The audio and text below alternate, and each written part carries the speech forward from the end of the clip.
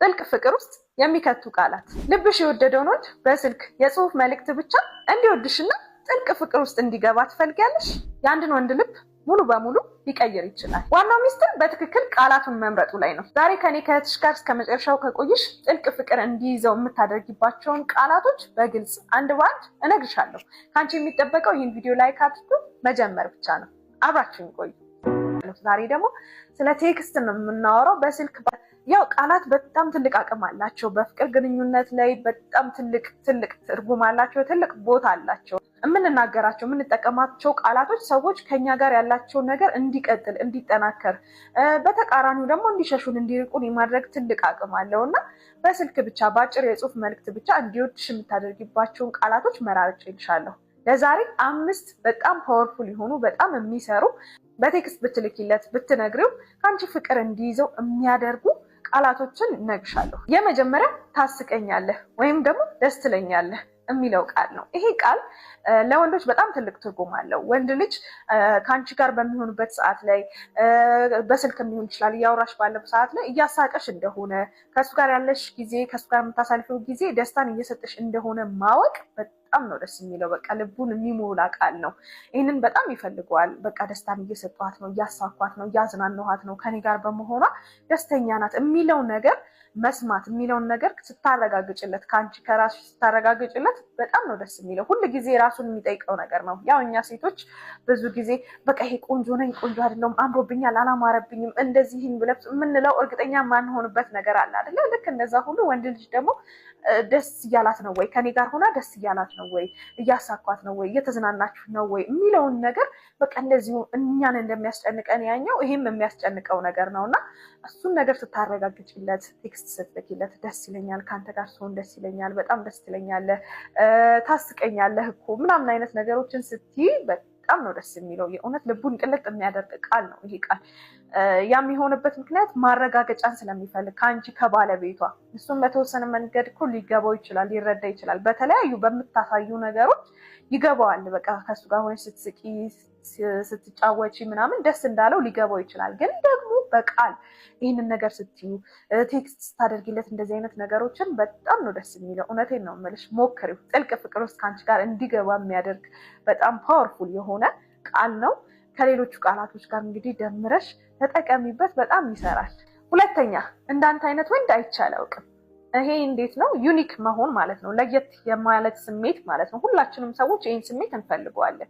እኛ ሴቶችም በጣም የምንወደው በጣም ፍቅር ውስጥ የምንገባው እንደዛ እንዲሰማን ካደረገን ሰው ጋር ነው አይደለ? እንደተለየች አይነት ሴት የሚንከባከበን በቃ እንዴ ማን አለ ከኔ በላይ እንድንል የሚያደርግ ስሜት ውስጥ የሚከተን፣ ይሄ በኔጌቲቭ ሳይሆን በቃ እንክብካቤው የሚሰጠን ትኩረት ምናምን በቃ በጣም የተለየ ሲሆንብን ነው አይደለ? ፍቅር ውስጥ የምንገባው ፍቅር የሚይዘን የምንሸነፈው ማለት ነው። በቃ የተለየች ሴት እንደሆንን አይነት ስሜት እንዲሰማን ያደርገናል ወንድ ልጅ ፍቅር ሲይዘው። አንቺ ደግሞ ከአንቺ ፍቅር እንዲይዘው የምትፈልጊ ከሆነ፣ ጥልቅ የሆነ ስሜት ውስጥ እንዲገባ የምትፈልጊ ከሆነ አንቺም ይህንን ስሜት ለእሱ እንዲሰማው ማድረግ አለብሽ። የተለየ ወንድ እንደሆነ መንገር አለብሽ፣ ለአንቺ ማለት ነው። ስለሌላ ሰው አይደለም የምናወራው። በአንቺ ህይወት ውስጥ ግን ከምታውቂያቸው ሰዎች በሙሉ እሱ የተለየ እንደሆነ ስትገልጭለት ያለውን ስሜት ልነግርሽ አልችልም። በጣም ከባድ የሆነ በጣም ፓወር ያለው አቅም ያለው ቃል ነው ይሄ ቃል።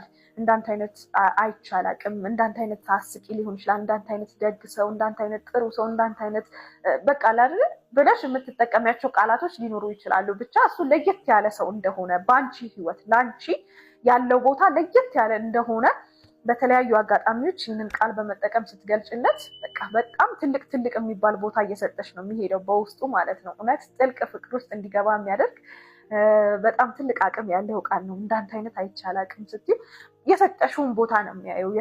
በአንቺ ውስጥ ያለውን ትልቅ ቦታ ያያል። እና እኛ ሰዎች ደግሞ በተፈጥሮ ትልቅ ቦታ ከተሰጠን ከሚወዱን ከሚፈልጉን የተለየን እንደሆንን ከሚያስቡ ሰዎች ጋር መሆንን በደንብ እንፈልጋለን። ስለዚህ ወደ አንቺ የሚያመጣው ወደ አንቺ ኮኔክት እንዲሆን አንቺ ጋር እንዲጣበቅ የሚያደርግ በጣም ትልቅ አቅም ያለው ቃል ነው ይሄ ቃል። በነገራችን ላይ እነዚህን ቃላቶች ተጠቀሙ እንደዚህ በሉ ስላችሁ ጀስት እንደ ትሪክ ለማለት ቃሎቹን ለማለት ብቻ የምትሉባቸው አይደሉም። በጣም ያስታውቃል ደግሞ እውነት ለመናገር የእውነት እንደዚህ ሲባልና ዝም ብላችሁ ስትሏቸው ይለያያል። ለእናንተም ራሱ ሴንስ አይሰጣችሁም። ደፍራችሁ ራሱ እንደዛ ብላችሁ አትጽፉም አትሉም። የእውነት እንደዛ ካልተሰማችሁ ግን ምንድነው ስሜቱ አለ ይሰማናል። ግን ደግሞ እንዴት አድርገን መግለጽ እንዳለብን ምን አይነት ቃላቶችን መጠቀም እንዳለብን አናውቅም። አንዳንድ ጊዜ ይሄን ቪዲዮ የሰራሁበትን ምክንያት እሱ ነው። አንዳንድ ጊዜ ምን ቃላቶችን ብጠቀም የበለጠ ይገልጽልኛል የሚለው ላይ ብዙ ሰዎች ግራ ሲጋቡ ስለማይ ነው ወይም ስለሚጠይቁኝ ነውና እነዚህ ቃላቶች በጣም ያግዛሉ። የእውነት እንደዚህ ተሰምቷቸው አሁን ይሄን ቪዲዮ ስሰራ አዎ በቃ ይሄ ስሜታችሁን ገልጾላችሁ ብትጠቀሟቸው ጥልቅ ፍቅር ውስጥ እንዲገባ የሚያደርጉ ልቡን ቅልጥ የሚያደርጉ ቃላቶች ናቸውና ሞክሯቸው። ሶስተኛ አንተ ካለህ የትም ይመቸኛል። አንተ ያለህበት የትም ይመቸኛል ነው። በጣም ደስ የሚለኝ ፍሬዝ ነው እኔ በበኩሌ ማለት ነው። በግሌ በጣም ነው ደስ የሚለኝ። ይሄ ምንን ያሳያል መሰላችሁ? እምነትን ያሳያል። ከሱ ጋር የትም ብትሄጂ የትም ብትሆኚ ምንም አይነት ሁኔታ ቢፈጠር ደስተኛ እንደሆንሽ እንደማይደብርሽ ነው የምታሳየው። እና ይሄ በከፍታም በዝቅታም ብዙ ሚኒንግ ነው ያለው፣ ብዙ ትርጉም ነው ያለው። በብዙ መልኩ መተርጎም የሚችል ቃል ነው እና አንተ ባለህበት ሁሉ ምንም ሌላ ነገሮች ባይኖሩም ችግር የለውም እያልሽ ነው። አንደኛ እንደምታምኚው እየገለጽሽለት ነው። በቃ ከአንተ ጋር ከሆነ የትም ይሁን አምንሃለሁ፣ ተማመንብሃለሁ፣ አንተ እስካለህ ድረስ ምንም የሚያስፈራኝ ነገር የለም ነው። ሁለተኛ ደግሞ ጥሩም ያልሆኑ ነገሮች ቢፈጠሩ ምንም ቢመጣ አንተ ካለ ችግር የለውም። ገንዘብም ባይኖር ሊሆን ይችላል፣ አሁን ያለው ነገር ባይኖር ሊሆን ይችላል። ምንም ችግር የለውም። አንተ ካለህ እኔ ካለው ችግር የለውም አይነት ነው። አንቺ ራስሽ እንዲተማመንብሽ እንዲያምንሽ ደግሞ ቃልሽን እየሰጠሽው ነው እና ይሄ በሁለት መልኩ መተርጎም የሚችል ግን በአጠቃላይ ደግሞ በአንቺም ሆነ በሱ በኩል እምነትን የሚፈጥር እምነትን የሚያጠናክር ነገር ነው። እንደምታምኚው እያሳየሽውና እንደምታምኚው እየገለጽሽለት ነው እና ይሄ በጣም ትልቅ አቅም ያለው ነው ቃል ነው። ወንድ ልጅ ደግሞ የምትተማመንባቸውን ሴት እምነቷን የምትጥልባቸውን ሴት በጣም ይፈልጋሉ፣ አትራክት ይሆናሉ። በነገራችን ላይ ይሄ ሳይንቲፊካሊ የተረጋገጠ ነው። በቃ አትራክት ይደረጋሉ በእንደዚህ አይነት ሴት። እነዚህ ነገሮች ስታሳዩ እምነት እሱ ላይ እንዳለሽ ስታሳዩ በጣም ደስተኛ የሆነ ከአንቺ ጋር ሞር ጊዜ ማሳለፍ እየፈለገ ነው የሚሄደው እና ወደ አንቺ አትራክት እንዲሆን የሚያደርገው ጥልቅ የሆነ ፍቅር ውስጥም እንዲገባ የሚያደርገው በጣም ትልቅ አቅም ያለው ቃል ነው። ሞክሪ። አራተኛ ከአንተ ጋር ሲሆን ደስ ይለኛል። አንተ ስላለህ ደስ ይለኛል። በእኔ ህይወት ውስጥ አንተ ስላለህ ደስ ይለኛል። ያንን ሳስብ ደስ ይለኛል። አንተ መኖርህን ሳስብ ስላለህኝ ከአንተ ጋር በማሳልፈው ጊዜ ሁሉ ደስተኛ ነኝ ነው። አንደኛ ላይ ያልኳችሁ ትንሽ እንዳይቀላቀልባችሁ፣ አንደኛ ላይ ያልኳችሁ ደስ ትለኛለህ ነው። አንተ ደስ ትለኛለህ፣ ታስቀኛለህ። እንደዚህ አይነት እሱን ራሱን የተመለከቱ ሀሳቦች ናቸው፣ ኮምፕሊመንቶች ናቸው። ጥሩ ሰው ነህ እኮ እንደዚህ አይነት ነገሮች እሱን ራሱን የተመለከቱ ናቸው። ይሄኛው ግን ከዛ የሚለየው ምንድነው? ከአንተ ጋር በማሳልፈው ጊዜ በጣም ደስተኛ ነኝ አይነት ስሜት ነው እና ከአንተ ጋር የማሳልፈው ጊዜ አንተ መኖርህን ሳስብ በእኔ ህይወት ውስጥ እንዳለ ሳስብ ደስ ይለኛል ነው።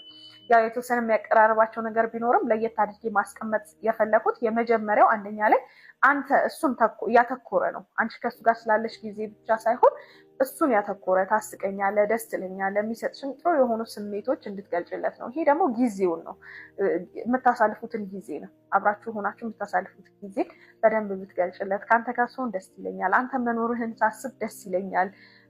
በቃ ባላችሁ ነገር አሁን ላይ ባላችሁ ነገር ጥሩ ነገር እንደሚሰማሽ ደስተኛ እንደሆንሽ መግለጽ ማለት ነው። ይሄም ሞር ከአንቺ ጋር ጊዜ እንዲያሳልፍ ለአንቺ የበለጠ ጊዜ እንዲሰጥሽ እንዲያወራሽ ያደርገዋል። በቃ